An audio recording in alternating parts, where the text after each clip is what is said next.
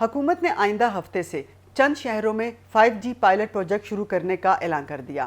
5G spectrum کی نیلامی کا مرحلہ مکمل ہو گیا ہے اور اس مرحلے میں حکومت کو مزید $3 ملین حاصل ہوں گے۔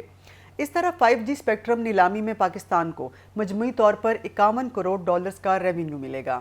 اس موقع پر وزیر IT شیزہ فاطمہ نے کہا کہ 5G کی بولی کا عمل کامیابی سے مکمل ہو گیا اور 480 میگا ہرٹز اسپیکٹرم فروخت ہو گیا۔ 5G اسپیکٹرم سے ہم ٹیکنالوجی کے نئے میدان میں داخل ہو رہے ہیں۔ اس حوالے سے چیئرمین PTA حفیظ الرحمان کا کہنا تھا کہ پاکستان ڈیجیٹل ترقی کی راہ پر گامزن ہو چکا ہے۔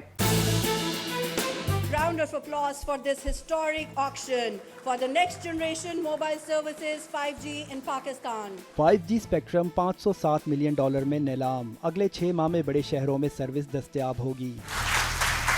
پاکستان ٹیلی کمیونیکیشن اتھارٹی کے زیر اہتمام 5G انٹرنیٹ سروس کے لیے اسپیکٹرم کی نیلامی کی تقریب ہوئی۔ 600 میگا ہرٹز اسپیکٹرم نیلامی کے لیے پیش کیا گیا۔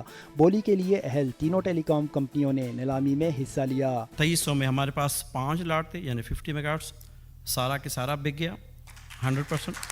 2600 میں 2.6 گیگا ہرٹز میں ہمارے پاس 19 لاٹس تھے، دیٹ از 190 میگا ہرٹز، وہ سارا کے سارا بک گیا اسپیسیفک 5G کے لیے۔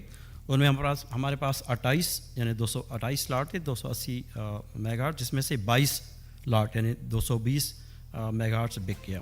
وزیر خزانہ محمد اورنگزیب نے کہا اسپیکٹرم کی نیلامی سے IT برآمدات بڑھیں گی۔ When we talk about jobs, when we talk about the private sector has to lead the country, this is exactly what the government should be doing, is providing the ecosystem. And of course, as we move towards the new economy, whether it's AI, whether it's blockchain, whether it's Web 3.0, all of this is going to be helped in terms of the spectrum availability and as we move into 5G.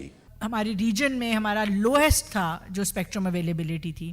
Us auction کے بعد ہم median سے انشاءاللہ اوپر بھی چلے جائیں گے اور اسی طریقے سے ہمارا جو ایک انٹرنیٹ کا ایکسپیرینس ہے وہ 3G 4G کا آپ سب کا، ہمارے شہریوں کا جو پچھلے چند سالوں میں دقت بھی محسوس ہوئی، اگلے چند ماہ میں آپ فیل کریں گے کہ آپ کا انٹرنیٹ جو ہے وہ بہت بہتر ہو گیا ہے۔ چیئرمین PTA نے بتایا اگلے مرحلے میں جمعرات کو اجلاس میں اس حوالے سے مزید بات ہوگی۔